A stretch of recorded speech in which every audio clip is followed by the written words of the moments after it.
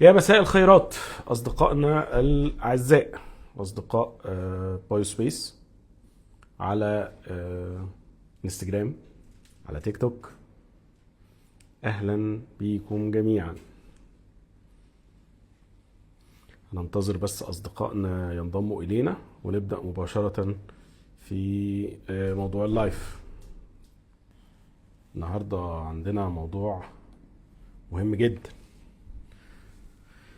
عن ايه اللي بيعطلك من غير ما تحس. استني بقى كل اسئلتكم وتعليقاتكم الجميلة على هذا الموضوع. رحب بكل اصدقائنا على انستجرام اللي بيتابعونا: عليا، وئام، رانيا.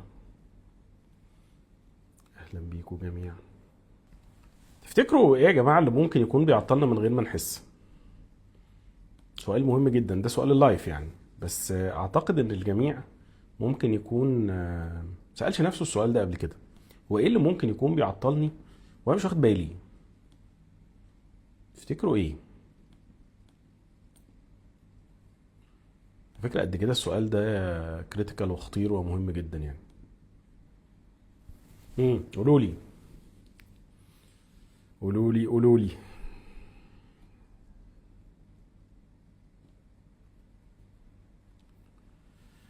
ايه اللي بيعطلنا من غير ما نحس؟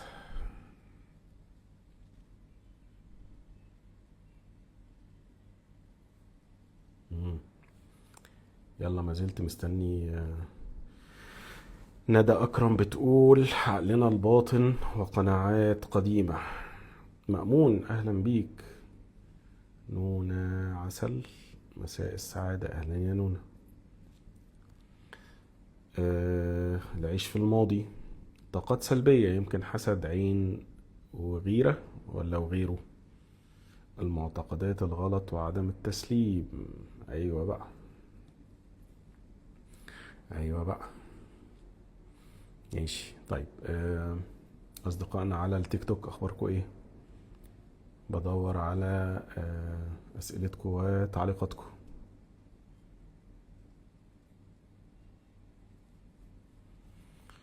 ماشي. م- م- م-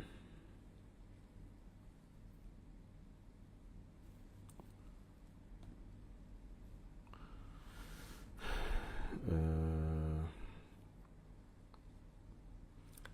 معتقدات غلط. نهال سامي، أهلا يا نهال. مشيرة، أهلا يا مشيرة. أهلا بكل أصدقائنا على انستجرام وعلى تيك توك. آه، أسماء وأدهم، أهلا بيكم. ماشي، هنخش في الموضوع، حاضر. احنا جايين عشان نخش في الموضوع، بس منتظرين أكتر أصدقائنا عشان نبدأ مباشرة. أحمد، مساء النور يا أحمد. مأمون بيقول: المعتقدات القديمة والأنماط المتكررة. ماشي، شوف. آه، خلينا أسألكوا سؤال مباشر، وده سؤال ده سؤال مهم جدا على فكرة. هيقودنا بقى إلى موضوعنا النهاردة، اللي هو إيه اللي بيعطلك من غير ما تحس. هو لو قدرت تغير حاجة واحدة في حياتك السنة دي، يعني لو أنت مقرر إن في حاجة واحدة من هنا لغاية آخر السنة حضرتك مقرر إنك تغيرها، وتفتكر كل واحد فيكم ممكن يكون إيه الحاجة اللي محتاج يغيرها؟ ده سؤال حابب أسأله لكم كلكم. لو في حاجة انت حابب تغيرها من هنا لآخر السنة، ممكن تكون ايه؟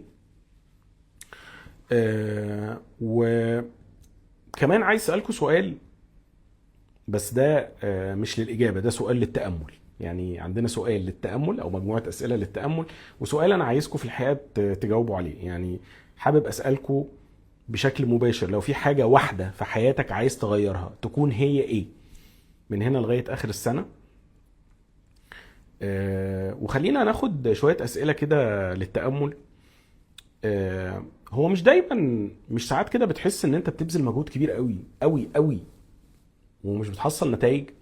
وممكن يكون جنبك حد بقى صديق، زميل، شريك، هو في الحقيقه مش بيبذل ربع المجهود اللي انت بتبذله، ومع ذلك بسم الله ما شاء الله بقى نتائج بس، يعني بيحقق بس.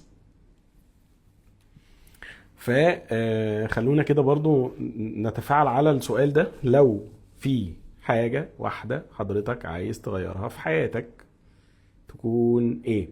على فكرة السؤال ده سؤال هو اللي هيقودنا. انتوا عارفين في مدرستنا يعني في بايو سبيس احنا بنبقى مهتمين جدا ان احنا نعمل كاستمايزيشن على الاجابات. احنا ما عندناش اجابة واحدة لكل الناس، ودي راجع للمرجعية الاساسية اللي احنا دايما متبنيينها، انه ربنا سبحانه وتعالى خلقنا مختلفين، وبما انه خلقنا مختلفين فما يناسبنا لا يناسب غيرنا، فما يصلحنا لا يصلح غيرنا. عشان كده دايما انا ببقى حريص في اللايفات بتاعتي ان انا بسأل الاسئلة اللي هتكون منها اجابات. خلينا نشوف بقى الناس بدأت تتجاوب مع السؤال ايه لو في حاجة عايز تغيرها على نهاية السنة هتكون ايه. خلينا كده نشوف مع بعض. في حد بيقول، عالية بتقول البيئة اللي انا عايشة فيها والناس اللي حواليا. ماشي، فعالية عايزة تغير البيئة او شايفة ان البيئة اللي حواليها دي هي الحاجة المهم ان هي تتغير لغاية اخر السنة. الحكيم بيقول التردد والتسويف. ماشي.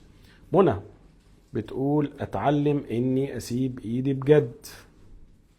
ندى اكرم بتقول ابطل احساس اني متأخرة او متأخر. عبير بتقول نفسي اغير التردد مع نفسي. مترددة يعني، هي اكيد قصدها كده. نهى بتقول حاجة واحدة اني انفصل. انا مش هكمل. يعني واضح ان هي عندها مشكلة مع شريك حياتها، وبتقول ان هي شايفة انه الحل الوحيد يعني او الامل الوحيد او الحاجة الوحيدة اللي عايزة تغيرها يعني هي ان هي تنفصل. طيب مم. عاصم بيقول عايز يكسر الحواجز اللي مخي صنعها. طيب خليكوا فاكرين الاسئله او خليكوا فاكرين اجابه السؤال ده، وانا هعيده باستمرار طول ما احنا في اللايف كده عشان كل اصدقائنا اللي بينضموا لينا على الانستجرام وعلى تيك توك يبقوا متابعينه دايما باستمرار.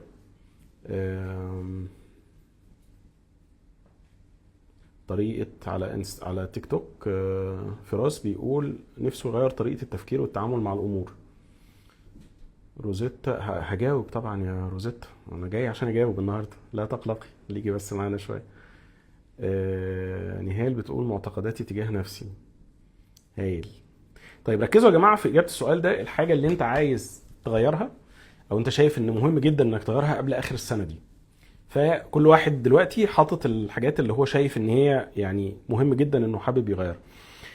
كنت سألتكم سؤال للتأمل بقى عشان نبدأ بيه موضوع اللايف، وانا مش وخلوا بقى السؤال ده قدام عينيكم كده. ايه الحاجات اللي انتوا عايزين تغيروها لغاية اخر السنة، او ايه اكتر حاجة انت شايف انها مهمة تتغير لغاية اخر السنة، خلي الإجابة دي قدامكم. الأسئلة بتاعت التأمل فيها سؤال تاني، السؤال اللي انا قلته في الاول. بتحس انك بتبذل مجهود كبير قوي وبتعمل يعني ايفورت رهيب والنتائج مش قد الايفورت. مين فيكم بيحس الاحساس ده؟ كمان السؤال اللي بعده، كتير ساعات بنحس ان احنا بنبذل يعني بنبدا الحاجات بحماس كبير قوي، يعني بنبدا بطاقه عاليه جدا وحماس عالي جدا، ويعني وبعد شويه نحس انه كل شيء بيفتر مره اخرى، وده نمط متكرر في الحياه. خدوا بالكم، ركزوا في السؤال ده كمان، دي اسئله للتامل مش عايز اجابات يعني. هروح لسؤال ثالث للتأمل يعني، ومهم، واعتقد ان هو يعني يخطر على بال الجميع، ونادرا ما حد فينا بيعرف يواجه بيه نفسه. مش كتير بتدعي وبتقول هو ليه الدعاء ده ما بيتحققش؟ قولوا لي. ده واحد من المعاني الخطيرة جدا اللي انا عايز الجميع يتأمل فيها ويتأمل فيها كويس جدا. الثلاث اسئله بتوع التامل دول هم دول بالظبط مع السؤال اللي انا بدات بيه الحلقه، اللي هو لو في حاجه عايز تغيرها قبل اخر السنه تبقى ايه؟ الاسئله دي هي المفتاح بتاع الحاجات اللي معطله حياتنا واحنا مش حاسين بيها. تخيلين؟ ركزوا بقى في الاربع اجابات دول: 3 التامل، وواحده ايه الحاجه اللي انت شايف انه مهم تغيرها قبل اخر السنه. عايز اقول لك انه المشكله ليست دائما في قدراتك. المشكله مش دايما في انت ذكي كفايه ولا لا. المشكله مش كده خالص. عايز اقول لك كمان انه مش مشكلتك في الحياه انك ما بتحاولش كفايه. انا متاكد انك بتحاول وبتحاول كفايه وبتحاول كتير، بس هو المشكله دايما ان في حاجه معطلك، في حاجه متقله رجليك في الارض، في حاجه مخليه حياتك فيها معاناه. انت مش عارف هي فيها ايه، انت مش عارف هي ايه بالظبط. هي دي التحدي الاساسي، هو ده السؤال اللي مهم كلنا نساله. انا يعني متفهم تماما ان كل اصدقائنا سواء الموجودين على انستجرام او على التيك توك ممكن يكونوا خاضوا اشواط طويله جدا وكبيره جدا في تطوير ذاتهم، في احساسهم بنفسهم، في التعرف على ذواتهم يعني. ولكن اعتقد ان ده السؤال اللي لازم نساله دايما مع كل تطور في وعينا.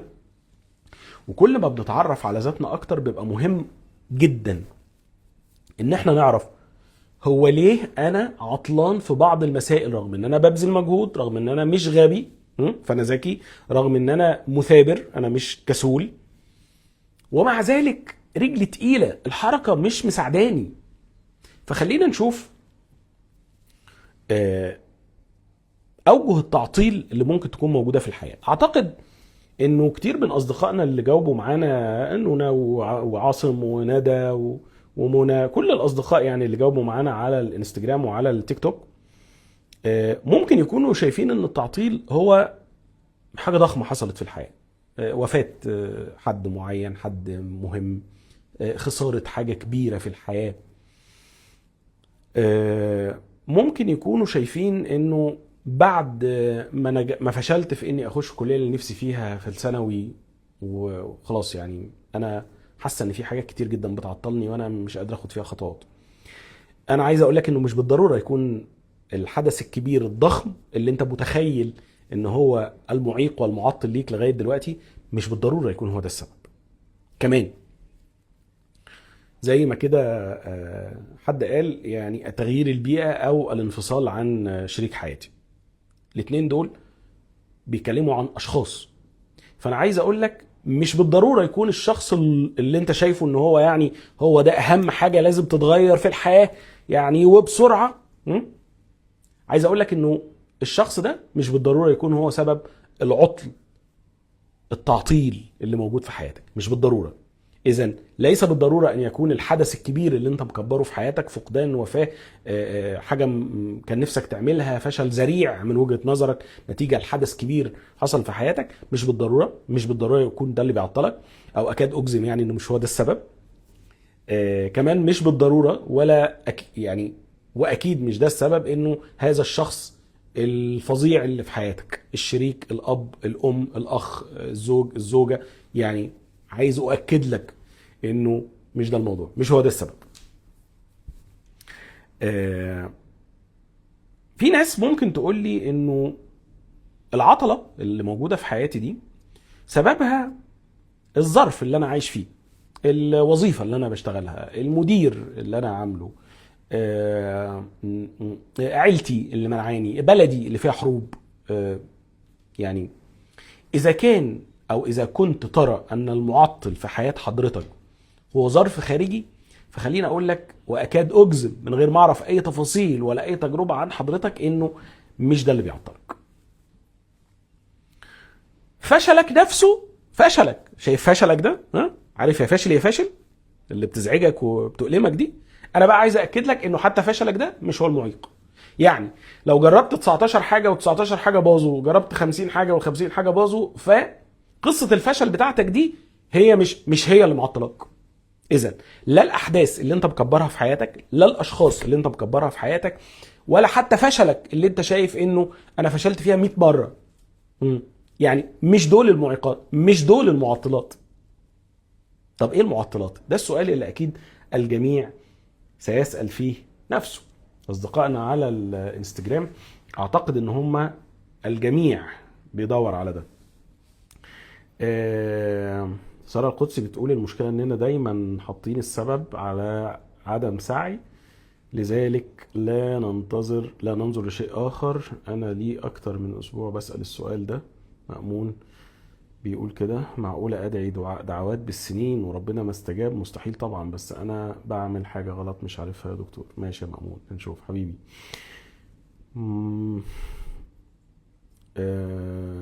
بالنسبة لمعوقات مراعاة إحساس الناس اللي حواليا على حساب راحتي. ماشي. العطلة دايما من الداخل. عظيم يا نهى، عظيم. العطلة دايما من الداخل. طيب احنا قلنا مش الحاجات دي هي اللي بتعطلك، مش الحدث، مش الشخص، مش الظروف، مش الخارج، حتى فشلك مش هو السبب. طب ممكن يكون ايه؟ خليني ابدأ بمعنى اعتقد الجميع ممكن يكون وقف قدام نفسه وهو عايشه. المعنى اللي ممكن يكون بيعيق تغير الواقع بتاعك، نخلي فيه عطلة فيما تريده. واحدة من اكتر الحاجات هي التعلق بصورة معينة، صورة، شكل. انا شايفني في الفراري، في البورشة، انا شايفني قاعد في مكتب السي اي او ورا الازاز في ناطحة سحاب في اوهايو، انا شايفني وده شيء لطيف جدا. واعتقد الجميع في رحلة تطوير ذاته مر على مدارس بتقول له تخيل نفسك في المكان الفلاني، وشوف نفسك راكب العربية الفلانية وبتعمل الحاجات الفلانية، وكلنا يعني أكيد عدينا على هذه المدارس.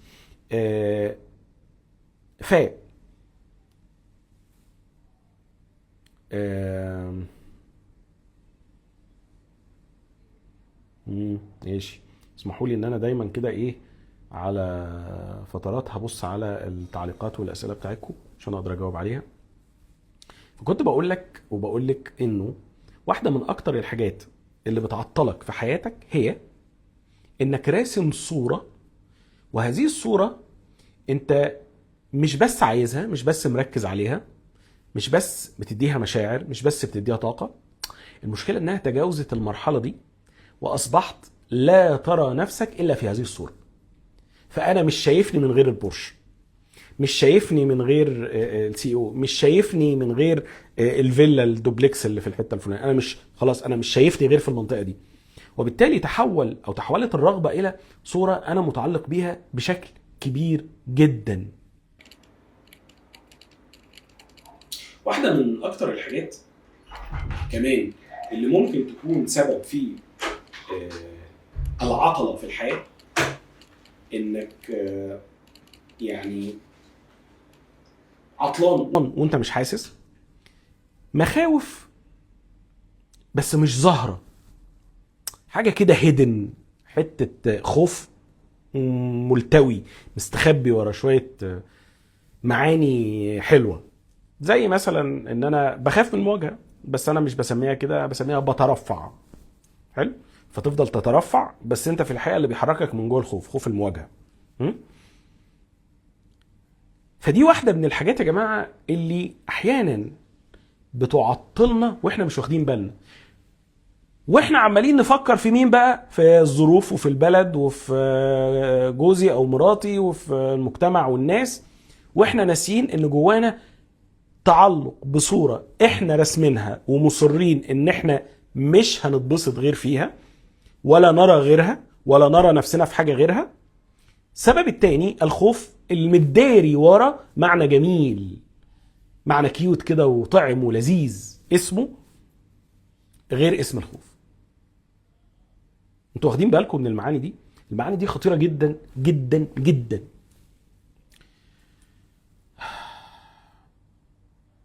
ببساطة عايز اقول لكم النهاردة انه اكتر الحاجات اللي بتعطلنا وبتعيقنا من التقدم في الحياة حاجة اسمها المركز الخاطئ اللي احنا بندور حياتنا حواليه. ركزوا معايا في النقطة دي عشان دي نقطة محورية جدا. حضرتك حاطط نقطة كده، مركز كده، وعمال تلف حواليه. المركز ده بقى ممكن يكون الوظيفة اللي انت شايف انه مش هتبسط غير فيها. حلو جدا. فاصبحت الوظيفة دي هي المركز اللي حضرتك عمال تلف في الحياة عشان توصل له. تلف كده حواليه، شايفه، مش عارف توصل له، شايفه وعمال تلف حواليه. الخوف اللي انت ملبسه اسم تاني. فالخوف اهو، بس انت عمال تلف حواليه كده، مش عايز تبقى دغري، مش عارف تخش في الموضوع، وعمال تقول انا مترفع عنه، واسمها انا خايف من المواجهه. عمال تقول انا اكبر بكتير من ان انا اخش في التفاهات دي، بس انت في الحقيقه خايف ما يكونش عندك حجه في اقناع الناس. يعني ما بتسيرهم، بتهودهم، بتاخدهم على قد عقلهم، ما اعرفش انت بقى بتسميها ايه. فوجود مركز حضرتك بتدور وتلف حواليه كده، وهذا المركز اما انك متعلق بيه فمش شايف حياتك في غيره، او خايف منه. وفي الحالتين يا جماعة بنخلق مركز. عارفين بنخلق مركز دي زي بنخلق ايه؟ هقول لكم مشهد كلنا يعني يقينا ضحكنا عليه واتريقنا لما شبعنا. الافلام القديمة كانت دايما تورينا صورة الكفار لما يعملوا الاصنام من العجوة. اعتقد الجميع مر على الافلام الجميلة دي. استاذة هناء بتقول الخوف المقنع.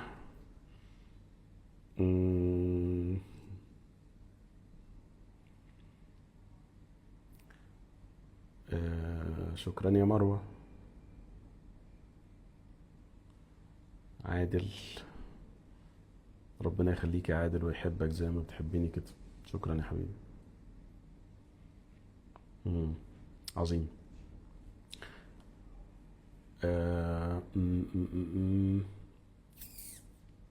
ماشي. طيب، كنت بحكي لكم على انه واحدة من اكتر اسباب اعاقتنا في الحياة وتأخرنا في الحياة والعطلة اللي ممكن تكون موجودة في حياتنا، انه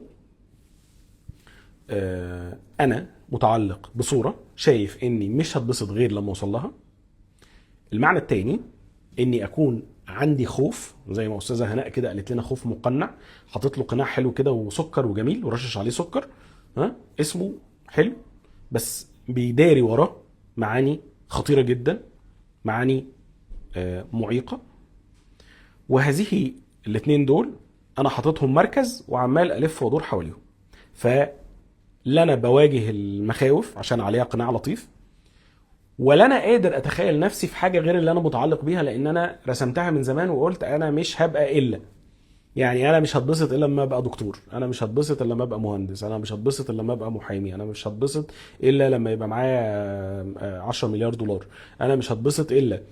فاصبحت لا ترى شكلك وصورتك ومنظرك وجوهرك وحياتك الا بالاتنين دول، بحاجة خايف منها فمش عايزها تحصل، حاجة متعلق بيها ومصر انك ما تتبسطش الا بيها. وكنت بقول لكم بقى، احكي لكم على الحدوته الجميله اللي كلنا شفناها في الافلام العربي القديمه وكنا بنضحك عليهم جدا، اللي هو بيصنع اله من العجوه وبعدين لما يجوع ياكله، صح؟ حلو. هذه الالهه احنا بنصنعها في الحاجتين اللي انا قلت لكم عليها دول. اما ان احنا متعلقين بصوره ورافضين تماما ان احنا نتبسط من غيرها، وده مين اللي عمل الصوره دي؟ انا. يا اما خايف من مواجهه حاجه والخوف ده جوايا انا، ومين اللي رسم له القناع الجميل؟ مين؟ انا. يبقى معنى كده انه هذين الصنمين، التعلق والخوف المقنع، او الخوف اللي انا مسميه باسم تاني، الاتنين دول اكتر اتنين بيسببوا عطلة في الحياة. ان تضع لحياتك مركز، محور، تقعد تلف حواليه كده وتقول معيش من غيره، معيش من غير خوفي، معيش من غير اللي انا متعلق بيه، معيش من غير خوفي. ما هو لما انا ابقى شايف خوفي ومسميه حاجه حلوه وانا عارف ان هو معيق ومعطل، يبقى انا محافظ عليه، مش عايزه يمشي ولا ايه؟ اللي عايز حاجه يمشي، اللي عايز حاجه تمشي من حياته، اللي عايز خوف يمشي من حياته، بيسميه اسم حلو. يعني يبقى هو اسمه خوف وهو مسميه سوسن مثلا، ويقول لك سوسن دي جميله جدا في الحياه. هل ده بيحصل يا جماعه؟ هو ده اللي بيحصل. هو العطله هنا، بس احنا عشان مش عايزين نواجه الصوره اللي احنا متعلقين بيها تجاه نفسنا او المخاوف بتاعتنا، فبنشوف انه ده الاحداث هي السبب، ده الاخر هو السبب، ده العلاقات هي السبب، ده الفشل بتاعي هو السبب. انما انا مش قادر اواجه المشكلتين دول، ودي اخطر حاجه ممكن يضحك علينا بيها في هذه الحياه، ان نوجد مركز لحياتنا هذا المركز غلط. خدوا بالكم، احنا ممكن نكون شاطرين جدا في اننا نشوف النتائج، بس ما بنشوفش القوانين اللي بتجيب النتائج دي. يعني انا عارف ان في عطلة، دي اسمها ايه؟ نتيجة. طيب النتيجة دي جت بسبب ان حضرتك مشيت في طريق معين، الطريق ده اسمه القانون. فحضرتك لو اكتشفت النتيجة ومعرفتش القانون اللي جاب لك النتيجة، فوارد جدا انك تغلط فيها تاني. يعني لو المشكلة دي مثلا اتحلت، فهذا الحل حل غير مطمئن. ليه حل غير مطمئن؟ لانه وارد انه يجي تاني. انتوا فهمتوا المعنى ده؟ المعنى ده مهم عشان هشرح لكم معنى حلو قوي بعد شوية. فخدوا بالكم دايما ان احنا احيانا نتقن قراءة النتائج، ولكن لا نبحث عن القانون اللي جاب النتيجة، ودي واحدة من اكبر مشكلات حياتنا. فانا حاطط الصنم في نص حياتي كده اللي انا لسه شرحه من شوية، وعمال الف حواليه، وفي نفس الوقت رافض تماما مواجهته، ورافض تماما الاعتراف بانه هو سبب المشكله، وعمال ابص على اي حاجه بره. وبالتالي تبقى النتائج، تبقى العطله في الحياه، تبقى الاسباب خفيه، رغم انها مش خفيه ولا حاجه، وكل واحد فيكم عارف هو ايه اللي معطله في الحياه. فاكرين السؤال اللي سالته لكم في اول اللايف؟ مين فيكم شايف ان في حاجه مهمه جدا جدا جدا لازم تتغير قبل اخر السنه؟ عارف الحاجه دي هي اللي حضرتك حطيتها في محور حياتك، في سنتر حياتك، وقلت انا مش هتبسط لما ده يتغير، انا مش هعيش لما ده يتغير، فاصبح هو الهك الذي ظلت عليه عاكفا. هو ده بقى، ده العجل اللي حضرتك مكبره في حياتك وحطه كده في نص الحياه، ومصر ان الحياه لن تستقيم الا بيه. متخيل؟ طيب، فبما انه الانسان يعرف جيدا الحقائق او النتائج، ولكن لا يعرف اطلاقا القانون اللي بيتحرك او بيتحكم في النتائج، خليني اقف معاكم في الحتة دي لانها مهمة جدا. خلينا نتعرف دايما على القوانين المعيقة والمعطلة.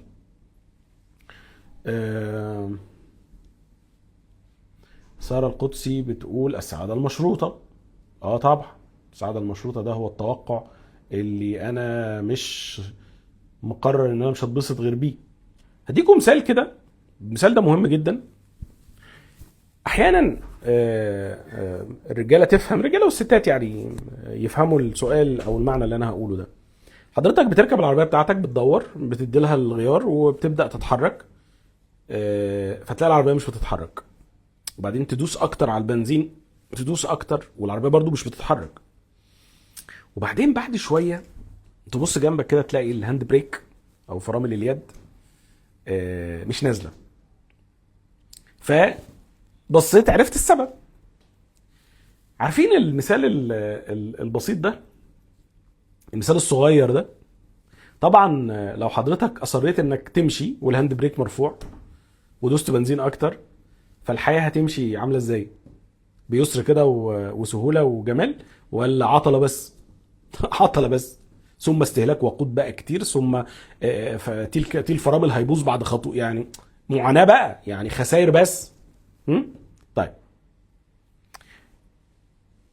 فاذا كان المشهد هو زي ما انا بقول لك كده، ان حضرتك العربيه سليمه، الموتور سليم، البنزين موجود، السواق شاطر، كل حاجه سليمه، بس هو في تفصيله صغننه قد كده اهو اسمها الهاند بريك مرفوع، فرامل اليد مشدوده. طيب الهاند بريك ده برغم ان كل حاجه في المنظومه بتاعه العربيه سليمه وشغاله، هتخلي العربيه تتحرك ولا هتبقى معطله؟ معطله، رغم ان كل حاجه سليمه. تاني خدوا بالكم، افهموا المثال. عربيه سليمه، البنزين سليم، موتور سليم، كاوتش سليم، سواق سليم، كله تمام. فين بقى المشكله؟ في تفصيله صغيره قد كده اهو اسمها الهاند بريك مرفوع. مين اللي رافعه؟ انت برضو اللي رافعه. في حياتك بقى حضرتك بتبقى شايف النتيجه انه الرزق على قد محدود ضيق، كلنا بنقع في الفخ ده،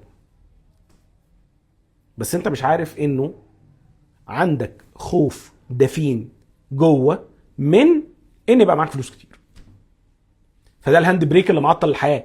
كله تمام، ربنا خزاينه واسعه، انت بتدعي وبتطلب، بس حضرتك شدد الهاند بريك من انه الخوف من سعه الرزق. خوف من سعه الرزق، انا خايف، انا اعتقد ان الفقراء يدخلون الجنه، وبالتالي الاغنياء هيتشلوحوا في النار، وبالتالي ده الهاند بريك بتاع حياتك بقى. فلو حضرتك بتقول لي ايه العطله، هقول لك خوفك. الخوف ده حضرتك حاطه في حته بسيطه يعني كده، ولا حته محوريه في حياتك؟ لا يا باشا، انت حاطه في النص كده وبتلف حواليه. انت عمال تقول انا مش هتبسط ولا هسعد وانا معايا فلوس، وبالتالي كل المعيقات بتاعه الرزق حضرتك حاططها وشاحب شدد الهاند بريك، وبتقول انه صنم حاطط في النص، مركز في النص اسمه الخوف من سعه الرزق. تمام؟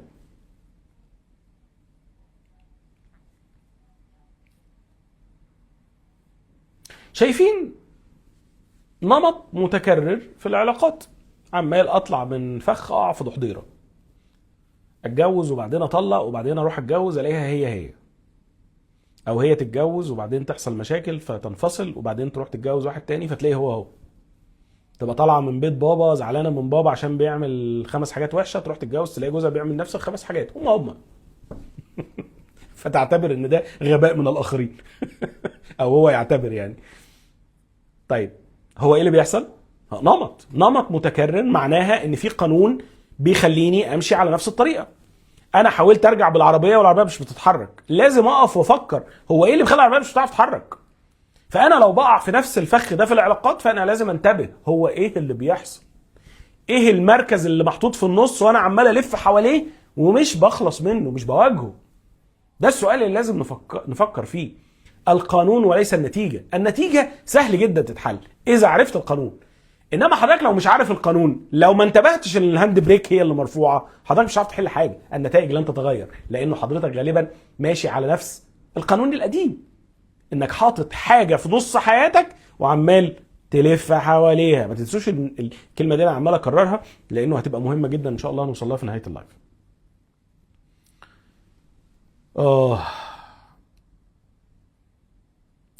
احيان كتير جدا بتبقى المشكله في عدم اكتمال مشروعاتك وحكاياتك ونجاحاتك، هو ان حضرتك اصلا خايف تبقى مشهور. يعني المشروع يبدا ويبقى زي الفل، وبعد شويه يروح متكركب واقع على جدور رقبته. ايه بقى؟ اصلا انا محسود. عارفين الحاجات اللي كان احد اصدقائنا بيقول الغيره والحسد والعين طبعا انا لا انكر على حد، طبعا الكلام ده موجود يعني، ولكن حضرتك بقى ممكن في اللحظه دي ما تبقاش منتبه للقانون الاصلي اللي اسمه انا خايف اصلا من ان انا اكون مشهور او معروف، وبالتالي كل ما اعمل مشروع والاقي الناس بتقول لي بسم الله ما شاء الله ايه الجمال ده، ايه العظمه دي، اقول ايه ده، هم الناس هتعرفني ولا ايه، هياخدوا بالهم مني ولا ايه؟ فكأنه القانون الحاكم المتمركز في حياتي اسمه الشهرة هتخليني محسود وهتفقدني كل ما امتلك، عشان انا كده هبقى محسود وقدام عين الناس والعين عليا. وبالتالي ده كده بقى في مركز حياتك، بقى هو ده اللي بيدير حياتك، هو ده المنظوم. طيب وبالتالي المشكلة دايما انك ما تبقاش شايف اللي بيعطلك، ودي نقطة مهمة. طيب هسأل بقى حضراتكم، وانا هتوقف عن الكلام وعايز اصدقائنا على الانستجرام وعلى فيسبوك يبداوا يجاوبوني. هسألكم 4 اسئله او 5 يعني، وعايز كل واحد فيكم يفكر ويجاوب على اي واحد منهم. انت شايف ان حياتك فعليا ايه الصنم اللي انت حاطه في النص كده وعمال تلف حواليه؟ يعني الصنم واضح ولكن حضرتك بتبص، يعني هو ده محور المشكله وانت سايبه وعمال تدور على اي اسباب فرعيه جانبيه خيبان. لو سمحتوا اكتبوا لي في الكومنت اسهلها لك، ايه الحاجه اللي انت بتخاف تفقدها؟ ايه الحاجه اللي هتحس انك هتموت لو فقدتها؟ هي نفس السؤال. فين في الحياه بتحس انك بتبذل مجهود ضخم جدا والنتائج بتاعته مش قد اللي انت بتعمله؟ هي انا بدور لك على الصنم، بدور لك على التمثال اللي انت حاطه في النص وعمال تلف حواليه. فكل الاسئله دي اي واحد منهم هيوصلك ليه. فحياتك مركزها ايه؟ بتدور حوالين ايه؟ ايه الحاجات اللي انت بتخاف تفقدها؟ ده سؤال هيوديك لنفس الصنم، نفس المركز. ايه الحاجه اللي انت شايف انك مش هتقدر تعيش من غيرها؟ لو فقدتها مش هقدر اعيش من غيرها. سؤال كمان يجيب لك المصيبه العطلانه دي او اللي معطله حياتك دي، اسمها هو ايه النمط اللي عمال يتكرر في حياتي، سواء من الافراد او من الاشخاص او من المواقف. في حاجه كده عماله تتكرر وما بتتغيرش ابدا. اروح يمين، اروح الصين، اروح الهند، الاقي نفس الاشخاص. اروح الشغل، اروح الجامعه، الاقي هم نفس الاشخاص. اسيب بيت بابا الاقي جوزي. يعني ايه ده؟ ايه النمط ده؟ فقول لي بقى ايه هو النمط ده. ماشي. ويا ريت يا ريت تقولوا لي المعنى ده، عشان هيبقى مهم جدا ان احنا نكمل عليه. هديك بقى معنى خامس يطلع لك الصنم، يطلع لك المركزيه الوهميه اللي حضرتك حاططها في الحياه ومصر انك تعيش بيها. المركزيه دي بتعرفها منين؟ قرار انت عارف انه لازم تعمله ومع ذلك عمال تاجل وتسوف وتاجل وتسوف وتاجل وتسوف. عارف لو عرفت واحده من الخمسه دول يقينا انت عرفت الصنم اللي انت حاطه في نص حياتك وعمال تطوف حواليه كده وتعبده ورافض ان تخرج من مركزيته. جاوبوا على الخمس اسئله دول وانا معاكم.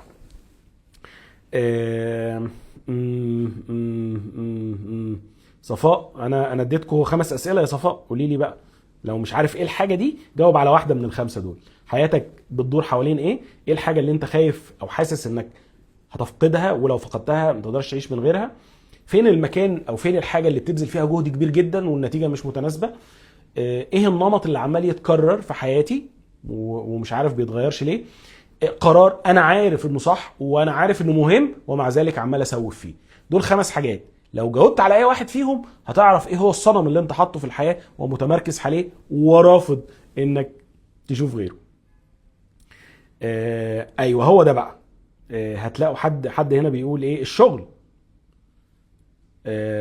وحد بيقول حد بدأ يفهم اهو، بيقول لي البعد عن المركزيه وكانه معبودك الخفي. بالظبط، هو ده فعلا اللي احنا بنقع في الفخ بتاعه. حد بيقول الخوف من مسؤوليه النجاح. حلو قوي. ايوه هي دي يا جماعه المركزيات الوهميه اللي احنا حاطينها في الحياه ورافضين ان احنا نتجاوزها.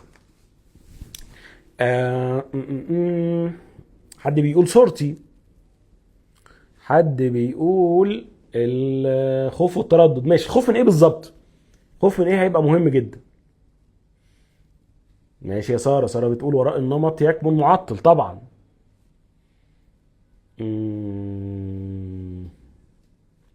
بصوا بقى، في حته هنا خطيره جدا. نمط استنزافي، الكل يصر على استغلال طبطي واستنزافي نفسيا. فكأنها بتقول انه طبطي هي اللي مطمعه الناس فيا. ده نموذج خطير جدا، خدوا بالكم، خطير جدا جدا.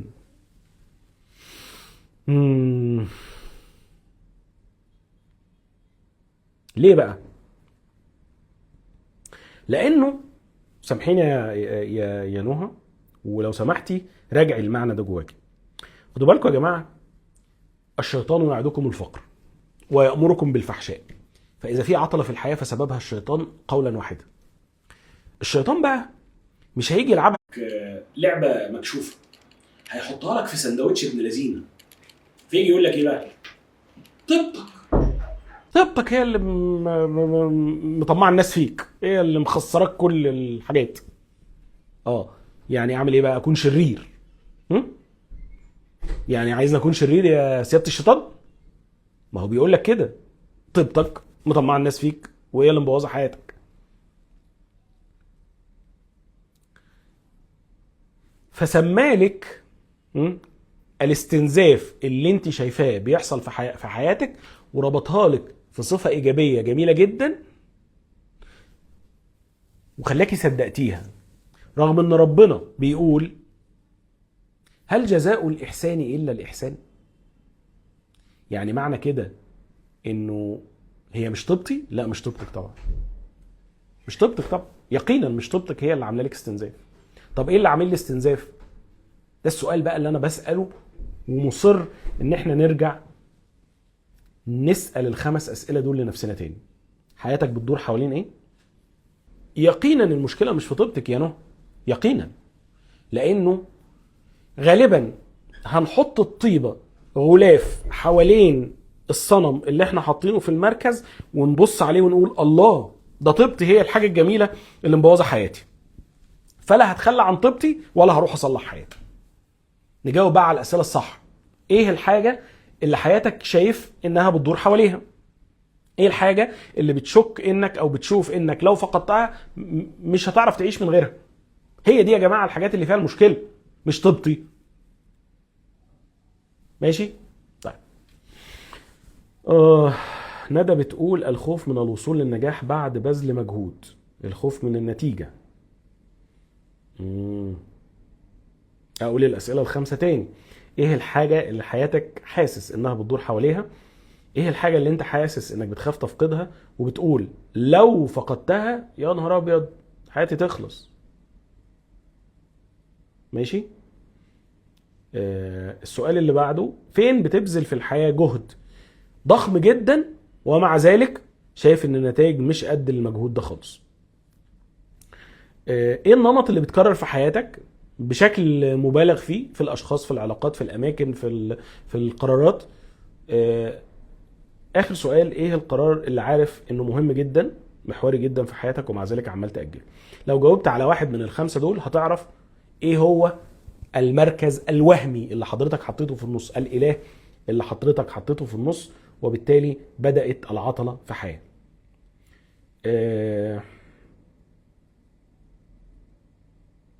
حد بيقول مفيش حاجة في الدنيا ممكن تخليني ما اقدرش اكمل. عظيم. خوف من التجربة والدخول في حاجات جديدة، احيانا عدم تفعيل الحدود طيبة. لا، عدم تفعيل الحدود مش طيبة طبعا يا سارة، طبعا انت اكيد فاهمة الكلام ده كويس يعني.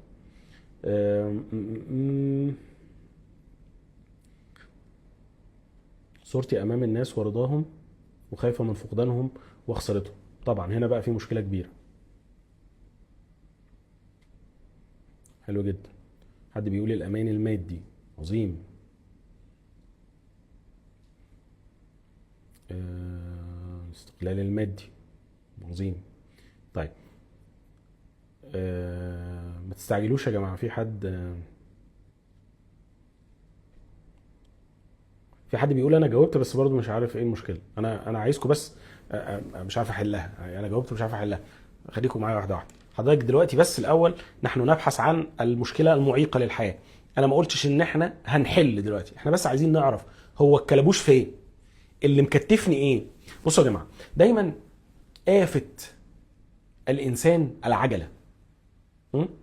آفة البني ادم، وده ربنا شاور عليها في القرآن بوضوح في كل الكتب السماوية، يعني انه الاستعجال ده دايما بيلبسنا في الحيطة. فلما تكون متكلبش، اولا البحث عن الكلبوش، ثم التعرف عليه، ثم حله. بس ما ينفعش تبقى لسه مش مدركه كويس وعايز تنط مباشرة على الحل. احنا مع بعض ما تقلقوش يعني. طيب.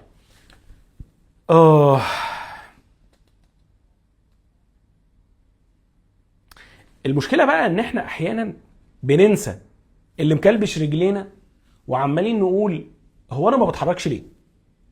طب ما تبص يا باشا تحت رجليك، شوف بس مين اللي مكلبشك تحت، شوف مين اللي مكتف رجليك. فاكرين نموذج العربية والهاند بريك؟ احنا ناسيين الهاند بريك ومصرين ان احنا نشوف العربية بتمشيش ليه. يا سيدي ماشي، العربية بتمشيش، ما السبب؟ اين الكلبوش؟ فين العطلة؟ دي بتبقى النقطة المهمة جدا جدا جدا. طيب.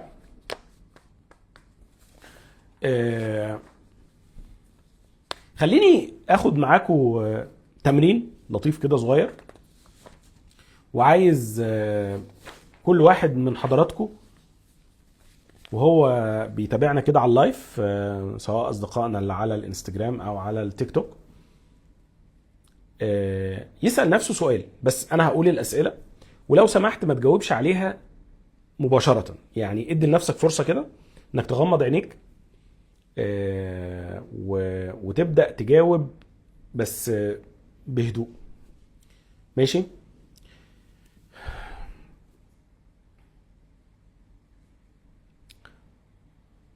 السؤال بيقول اكتر منطقة حاسس ان انا فيها واقف في مكاني ما بتحركش. يعني في حاجات كتير في الحياة بتتحرك، بس الحتة دي عطلان. هساعدك. هل الفلوس، ماني، علاقات، الشغل،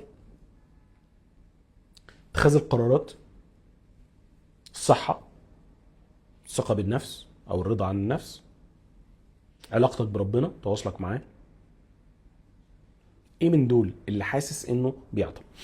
بدعو الجميع يعني ان هو يغمض عينه ثواني، وانا هرجع اعيد الاختيارات دي تاني عشان نبقى كلنا قادرين نقف على المنطقة على الاقل. اذا ما وجدناش السبب فعلى الاقل عارفين المنطقة اللي فيها العطلة عشان نبدأ نشوفها بشكل مباشر. ايه يا جماعة اكتر منطقة حاسين ان هي دي منطقة التعطل في الحياة؟ منطقة، انا مش بديك اسباب دلوقتي، احنا من شوية لعبنا لعبة الاسباب، صح؟ 5 اسئلة سألناهم عشان نوجد السبب. بس خليني المرة دي اشوف المنطقة، كأني عايز اعمل كلاريفيكيشن وتوضيح واظهار قوي لمناطق التعطل. فايه اكتر منطقة في حياتك انت حاسس انها عطلانة؟ هل هي منطقة المال او العمل، العلاقات، الصحة، ثقتك بنفسك او رضاك عنها، علاقتك بربنا وقربك منه؟ اكتبوا لي في التعليقات. انا يعني هديكوا فرصة كده 5 ثواني تغمضوا بس عينيكم وترجعوا لي باجابات.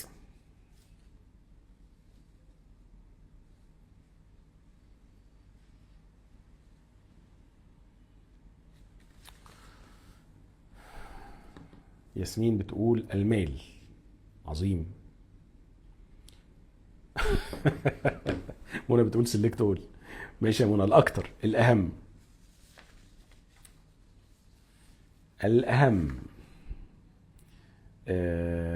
مريم فكري بتقول المال والثقة بالنفس، العلاقات والفلوس، علاقتي مع ماما، علاقة يعني. رضوى بتقول الشغل، نهال بتقول الثقة بالنفس، سارة بتقول الصحة. هايل. اصدقائنا على الانستجرام قولوا لي حد عايزني اعيد الاسئله. طيب هو عموما اللايف هيبقى مسجل، يعني تقدروا ترجعوا، هيبقى موجود على التيك توك وهيبقى موجود على الانستجرام وهيبقى موجود كمان على اليوتيوب. ماشي. طيب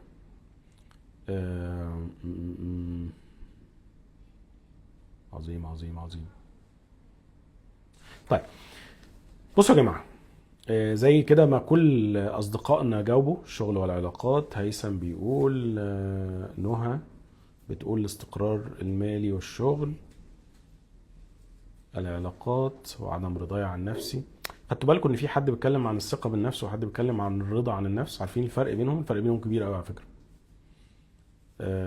امنيه عايزه الاختيارات تاني. اكتر منطقه حاسس ان فيها تعطل في الحياه، هل هي المال، العلاقات، العمل، الصحة، الثقة بالنفس، القرب من الله؟ ايه بقى؟ دكتورة مروة أباظة بتقول اتخاذ القرار بسبب العلاقات وقلة الثقة، تأثير الآخر. ماشي. بصوا يا جماعة، خدوا بالكم بقى من الفخ. كل واحد عارف تمثال العجوة بتاعه دلوقتي. انا متفهم طبعا انه مش سهل. على فكرة تمثال العجوة ده الناس كانت تؤمن بانه اله، فدي مش حاجة سهلة يعني.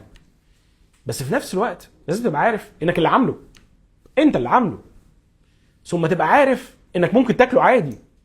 تاكله بقى بمعنيين، بمعنى انك تنسفه يعني تخلص عليه، او بمعنى انك بلعت الطعم يا استاذ او يا استاذه.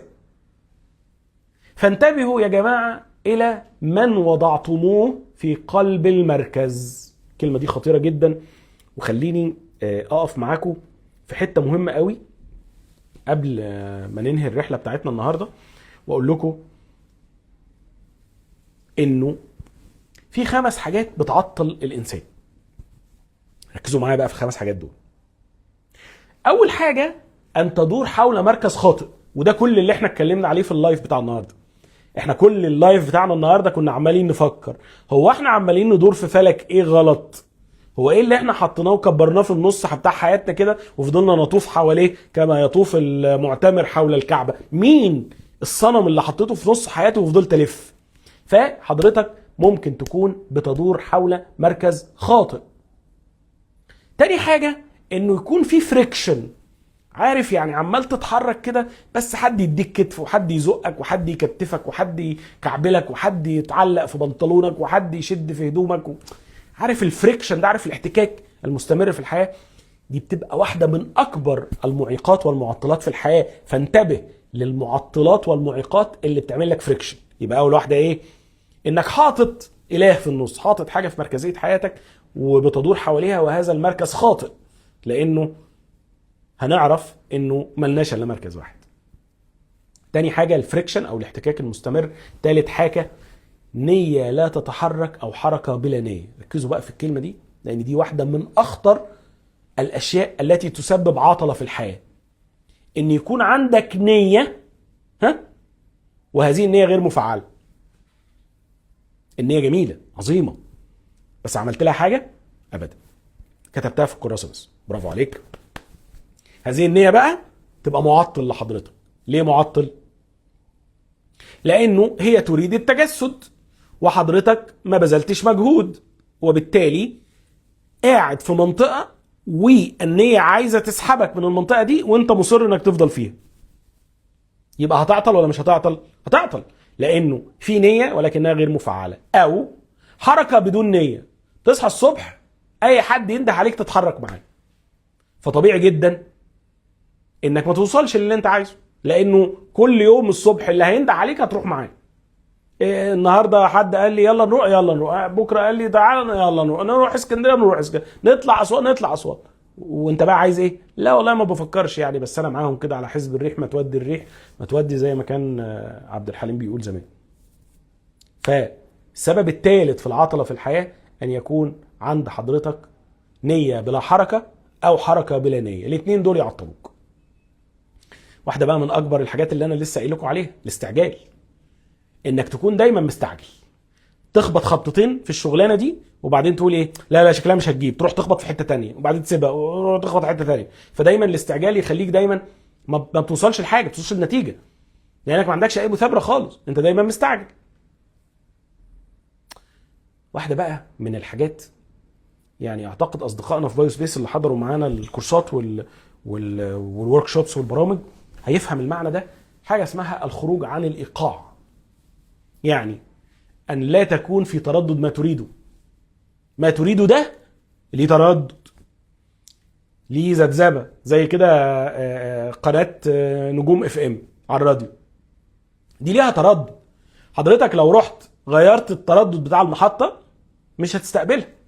خليك بقى قاعد في العربية 9 أيام وجايب تردد غلط ومستني القناة تيجي، مش هتيجي. وبالتالي واحدة من أخطر المعيقات في الحياة انك تفقد الايقاع، تفقد التردد اللي انت اصلا عايز تكون عليه. اراجع معاكم ال5 حاجات عشان دول اللي هنتكلم فيهم بالتفصيل في الويبينار اللي جاي ان شاء الله. وادعو الجميع يعني ان هم يسجلوا معانا او يبعتوا على الرسائل بتاع الصفحة على الانستجرام والتيك توك عشان يكون معاهم، او نقدر نبعت لهم اللينك هيكون مجانا، ويبينار مجاني. هيقولوا لكم التاريخ وهيبعتوا لكم اللينك، بس خليكم حريصين يعني ان انتوا تبعتوا لهم رسائل على الصفحه سواء على الانستجرام والتيك توك عشان يبعتوا لكم لينك الويبينار. ان شاء الله هيكون قريبا، انا مش فاكر بس الميعاد كام، يوم كام، 15 يوم 15/7 يعني بعد 5 ايام. بعد 5 ايام هيكون الويبينار ان شاء الله، وادعو الجميع ان هم يسجلوا فيه ويبينار مجاني عن السبح، وعن نفس المعنى انه الاشياء المعيقه والمعطله في الحياه. اراجع معاكم الخمسه. اول حاجه انك تحط تمثال في النص وتفضل تلف حواليه، والتمثال ده مركز خاطئ، مركز وهم عجل صنعته زي ما عملوه بنو اسرائيل كده وعبدوا العجل. حضرتك حطيت عجل في الحياه. طب العجل ده نكتشفه ازاي؟ ارجع بقى للتسجيل بتاع اللايف واسمع الاسئله اللي انا سالتها في اول اللايف والخمس اسئله اللي انا سالتهم في النص، هتعرف ايه هو العجل اللي حضرتك حاطه في الحياه وعمال تعبده. تاني حاجه ان يكون في احتكاك مستمر، والاحتكاك المستمر واحده من الاشياء المعيقه المعطله في الحياه، والاحتكاك المستمر غالبا هيكون بسبب دوران حول مركز خاطئ، او السبب الثالث اللي هو نيه لا تتحرك او حركه بدون نيه. دول كده 3 حاجات. الحاجه الرابعه انك تكون مستعجل، وبالتالي لا تصل بالاشياء الى التجسد الحقيقي، فمستعجل عشان كده يحصل عطله في حياتك وانت مش عارف ايه السبب. خامس حاجه ان لا تكون في تردد ما تريد، وده سبب من الاسباب العظيمه جدا اللي ممكن تعطل الحياه. ما اتكلمناش عن حلول كتير النهارده، وده في الحقيقه مهم ان احنا بس نعرف نشخص المشكله. وان شاء الله في الويبينار اللي جاي يوم 15/7 بعد 5 ايام باذن الله هنتكلم. خدوا بالكم الويبينار ده هنفهم فيه معنى مهم جدا اسمه المقاومه، وازاي هذه المقاومه هي اللي بتخلينا بنعطل. الفلو والسريان في الحياه هو الاصل يا جماعه، بس مين اللي بيدب برجله في الارض بقى وبيتغابى سوري يعني في الكلمه دي، وبيفضل بقى مصر ومتشبث ان لا يحدث سريان؟ احنا، بسبب الاسباب اللي انا اتكلمت عليها. في الويبينار ان شاء الله هنتكلم عن هذه الاسباب المعطله، وهنتكلم كمان عن تفاصيل كتير، فكونوا حريصين انكم تنضموا لينا. سعيد بيكم جدا. حركه بدون هدف او خطه، تمام، اساس لغه التواصل مع الكون. سارة القدسي بتقول، غالبا اكيد قصدها على الايقاع يعني. فين دور الحسد والعين؟ فين؟ طيب دور الحسد والعين يا حاجه سند مش عارف، خليني اجاوب عليكي. الحسد والعين موجودين، بس احنا ناسين ان حلولهم سهله جدا يا جماعه. يعني ربنا سبحانه وتعالى لما باجي دايما اتناقش مع اصدقائنا في موضوع الحسد والعين والسحر والحاجات دي، واقول لهم يا جماعه مكبرين الموضوع، يقولوا لي لا ده الحسد والسحر ده موجود في القران. اقول لهم ما قل اعوذ برب الفلق موجوده في القران، وقل اعوذ برب الناس موجوده في القران. وانتوا يعني مش شايفين غير الحسد والسحر ان هم مذكورين في القران؟ طب وقل اعوذ برب الفلق وقل اعوذ برب الناس بتعمل ايه؟ ما دي حلول. بصوا، العين والحسد والسحر هي اسباب احنا ممكن نحطها عشان ما نبصش على المشكله الحقيقيه اللي جوانا احنا. انا حاسس ان انا ضعيف، انا حاسس ان انا مش واثق في نفسي، بس انا مش عايز اواجه المشكله دي، فاقول اصل انا محسود. ما خلاص، اذا انا محسود يبقى خلاص الذنب مش ذنبي، الغلطه مش غلطتي، العيب مش عيبي، ودي حاجه لطيفه جدا وتخليني انام وانا مطمن مرتاح كده وضميري مرتاح. انما لما اقول ان انا السبب، انا اللي غلطان، انا اللي ما خدتش بالاسباب، انا اللي ما قريتش المعوذات، انا اللي ما قمتش اشتغلت. لانه على فكره في ناس بتبقى بتقول انها محسوده ومسحوره وبتقرا كل الاوراد وبتقرا كل الاذكار وبتقرا سوره البقره 100 مره في اليوم، ومع ذلك مسحوره ومحسوده برضه. الله، يعني ايه؟ يعني القران ما بيجيبش نتيجه مثلا؟ ولا انت اللي عندك مشكله تانية بس مش راضي تقف قدامها؟ لو سمحتي صاحبه السؤال الجميل ده ترجع وتبص على اللايف ده من الاول تاني. مريم فكري بتقول المقاومه اصعب حاجه. ما طبعا طبعا طبعا. نهى المنسي بتقول ربنا يحبك يا رب يا نهى، شكرا ليك، ربنا يحبك ويمدك بنور ونوره. شكرا على الدعاء الجميل ده والله. ويرزقك ويرزق منك ويفتح عليك فتوح العارفين. اشكرك اشكرك اشكرك اشكرك. جميل الدعاء، حلو قوي. هل الاضطرابات النفسيه بتكون سبب؟ ماشي، الاضطرابات النفسيه سبب، ما كل اللي احنا بنقوله ده كانت اضطرابات نفسيه. هو ايه؟ كل اللي احنا بنقوله ده هي عباره عن اضطرابات نفسيه، سواء التعلق بصوره انت شايفها او الخوف من حاجه انت شايفها. بس كلمه اضطرابات نفسيه، لو حضرتك هتقول لي بقى فانا مريض يعني وعايز اخش المصحه عشان اتعالج، هقول لك لا، موضوع ابسط من كده يا جماعه. ان تدرك نفسك، ان تفهم مركزيه ذاتك، دي من النقط اللي هنتكلم فيها الويبينار ان شاء الله. يعني ادعو حضرتك يا اتش هيثم ان حضرتك تنضم معانا ان شاء الله. سيب بس كومنت في او ابعت رساله على الرسائل بتاع الصفحه، ان شاء الله هيقولوا لك ازاي. استاذه هناء بتقول لنا العصفوره، هي ده سيم بقى في بايو سبيس يا جماعه، العصفوره ده سيم. ان شاء الله لو حضرتوا الويبينار تفهموا بقى حكايه العصفوره دي. علاء محمد دي الاء بتقول لسه منضمه ما سمعتش حاجه من الاول. ماشي يا الاء، ان شاء الله الويبينار هيكون مسجل، هيكون موجود على الصفحه يا الاء، مش محتاجين نبعته يعني، وهيكون موجود على اليوتيوب. في ال في ال في البايو هتلاقوا لينك تري عليه كل الصفحات بتاعتنا، يوتيوب وانستجرام وتيك توك، كل حاجه هتلاقوها موجوده. لو حد حابب يتابعنا على اي حاجه من الصفحات دي عشان يقدر يشوف كل الحاجات بتاعتنا، هنكون سعداء بيه جدا جدا جدا. هرجع بس للتيك توك قبل ما اقفل. نشوف خلاص، هعيد الاسئله صعبه اعيدها بقى خلاص دلوقتي، ولكن تقدروا ان شاء الله تتابعوها في التسجيل. اشكركم شكرا جزيلا جزيلا جزيلا، انبسطت جدا معاكم. ان شاء الله ما تنسوش الويبينار بتاعنا يوم 15/7 هيكون عن كيف تتخلص من هذه المعوقات اللي اتكلمنا عليها النهارده وبتفاصيل اكبر واكتر بكتير. الويبينار المجاني هيكون يوم 15 ومنتظرين كل رسائلكم. شكرا جزيلا، اشوفكم دايما على كل خير.